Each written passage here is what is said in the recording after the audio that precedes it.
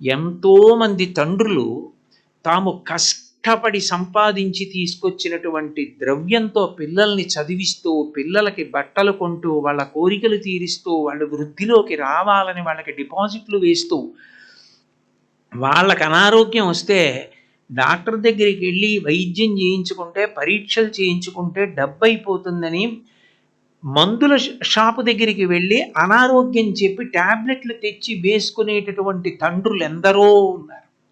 తాము అనుభవించవలసిన భోగాన్ని అనుభవించకుండా పిల్లల కోసం త్యాగం చేసిన వాడెవరో ఆయనే తండ్రి.